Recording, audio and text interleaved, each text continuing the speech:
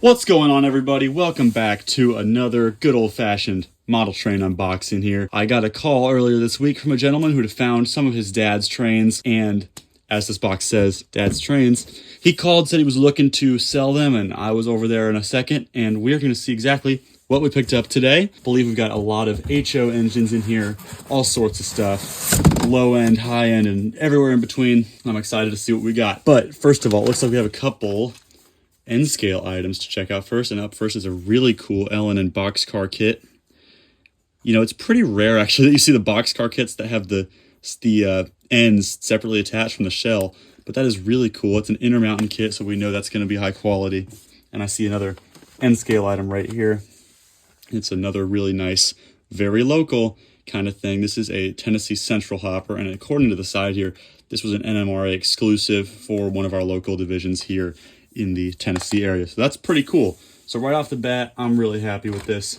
I'm really happy to get a lot of local things for the area. Now up next here, we have some nice IHC passenger cars. Of course, Louisville and Nashville.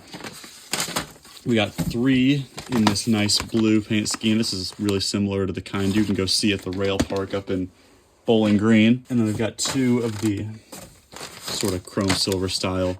Again, very nice cars. Those are River Rossi, and those are going to be great. So it looks like everything else we have in here is going to be engines, and that's exciting. We've got all sorts of things in here, and I see a bunch of things I want to go ahead and look at. But we'll just start with this right here, which is a nice Atlas Southern, I believe an SD9 here, either an SD9 or a 24. Those Atlas engines usually run right off the bat, so I'm assuming that's going to be no different. Here's an Athearn Blue Box engine. Nice Pennsylvania little pup here. I'm going to assume that's probably going to run too. We'll set up the test track after this and go through everything one by one and see what works. This is a dummy, but that's a nice Athearn B&O B unit there. Got lots of B&O stuff recently. So if you're into stuff from the Baltimore area, come on by and check out what I've got. Now this is, actually I'll tell a little story about this engine. Not this exact number. The one that we're going to tell the story about is 98, but I actually got to operate a Santa Fe FP45, very similar to this, at the Orange Railway Museum in California. And it was number 98, I believe. It was the exact same engine, though, other than that. War bonnet FP45, just like this. It's the first engine I ever got to operate. I think I was like 10 years old or something absurd. I'll try to find a photo of that and put it on screen right now, but that was definitely a very, very cool moment. Speaking of that Bowling Green Rail Park, this is pretty much the engine you can go see up there, although interestingly enough, the engine they have is not actually an L&N locomotive, although it is painted in this paint scheme. This is a really sharp scheme. I love this scheme on streamliners especially. They've got a nice ABB set at the museum here in Nashville that has that paint scheme, and I think it looks great. And here's another, pretty famous locomotive. This is a GG1, of course, probably a top 5 most famous American locomotive model. This one in particular, though, is pretty unique.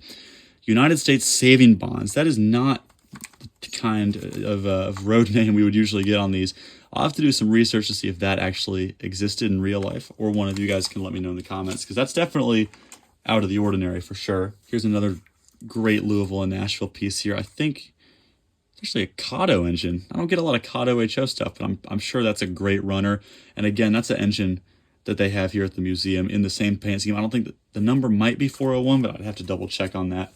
But it's pretty cool to get so much stuff, with local affiliation here. And here is another of that same engine there. And here is another engine that they basically have at the museum here in town.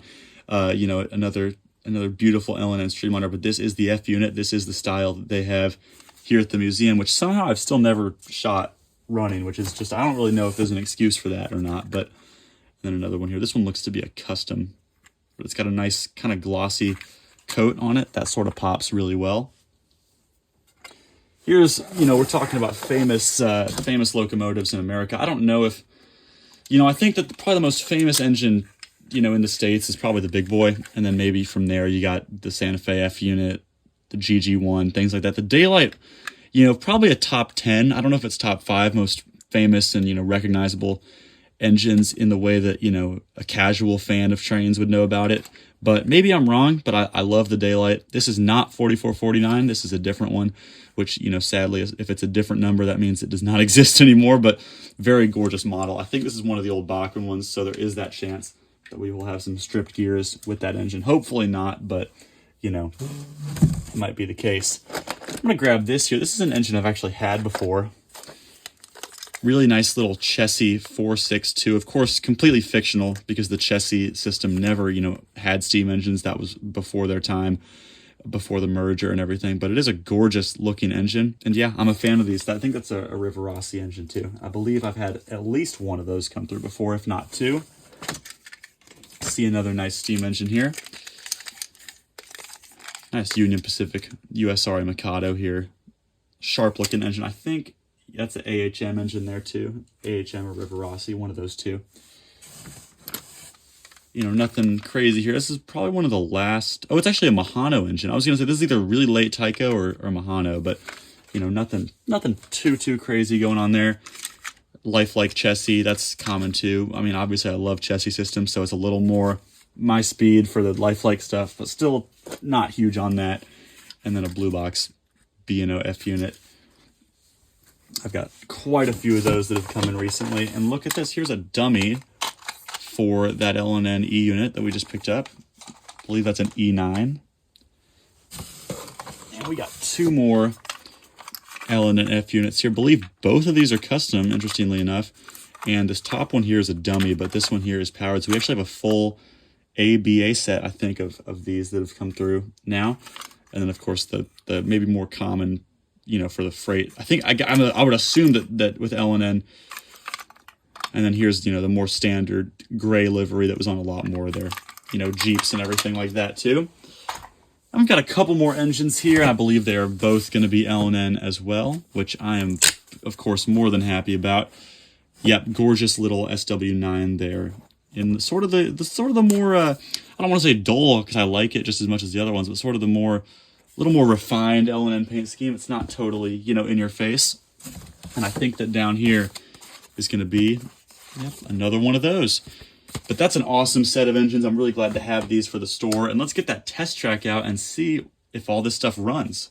All right, we've got the Easy Track out. We've got the Kato Transformer out. And we are going to see what of these engines actually run. I've got a good feeling that most of these are going to be runners right off the bat just because there are, you know, a lot of good brands here, higher quality stuff. Really, the only things I have doubts about are the daylight just because it's a 90s Bachmann and, you know, the lifelike chassis I don't have high hopes for.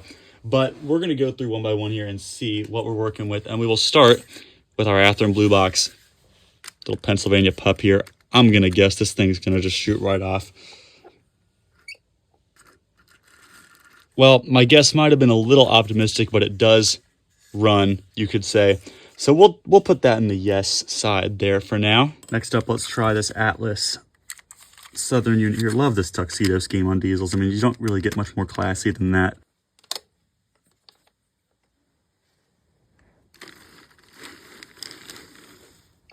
And again, like that switcher we just had, you know, you can tell stuff hasn't run in a while, so it's definitely going to need some TLC. But all in all, we'll put that in the yes pile too, because it does definitely want to run. All right, we will try our Santa Fe FP45 next. This is an Athearn Blue Box, but, you know, like we just proved with that Pennsylvania, it might not be an immediate start, but I do think that it probably will at least move here for us, if I can put it on the track.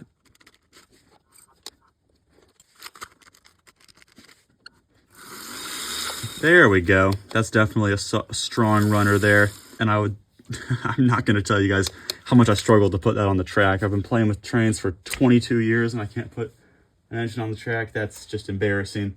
But you know what's not embarrassing is these Kato L&N Jeeps. These things are sharp, and I've got a good feeling about these too. Perfect. Yes, I'm very happy with that. So we'll put that with our yeses, and we'll go ahead and grab its twin and see about this.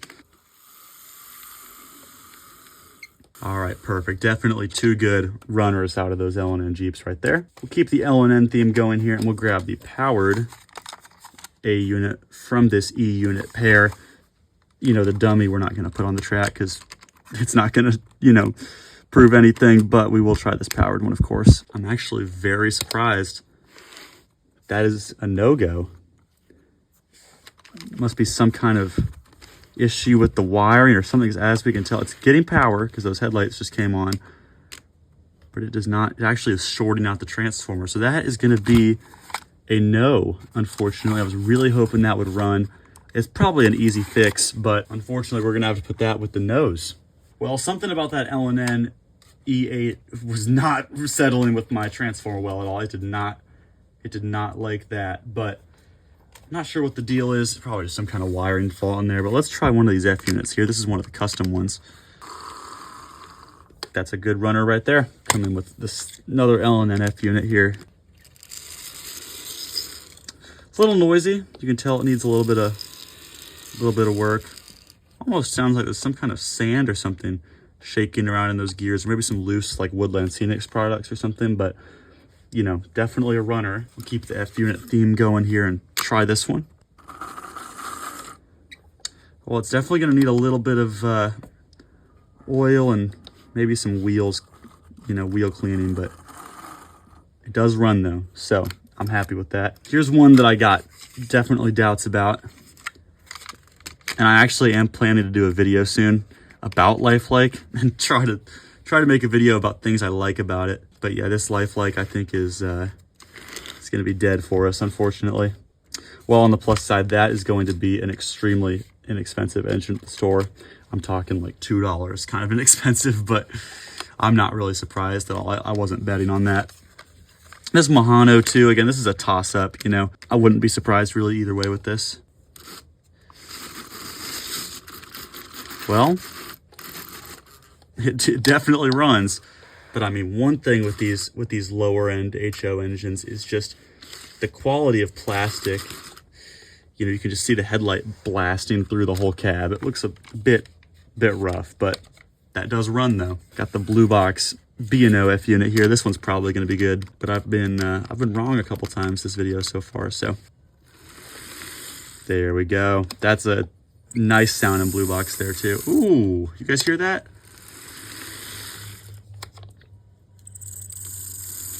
Yikes, that is not a great noise coming from it moving forward. Very loud squealing. Not sure exactly what's up with that, but unfortunately, you know, owing it. It smells like old train right now. I know you guys can't smell through the camera. You guys know what I'm talking about. That burning motor smell these old HO engines get. It just had that for sure. Let's move on to the steam power here. I don't think that there's any tender power with this locomotive, so we're not going to put the tender on.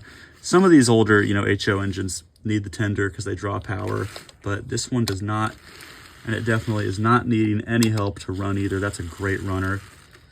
Great looking engine too. I know that really, you know, Chessie Steam is, aside from their Steam Special, it's kind of a fictional thing, but man, does that look great with that yellow and blue scheme. Let's go ahead and try our luck with the daylight here.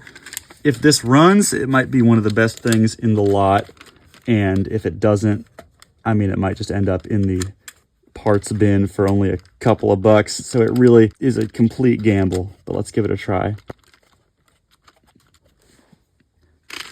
Oh, okay. First of all, let me get this thing on the track right, because that is not gonna help at all. But I'm very pleasantly surprised because I think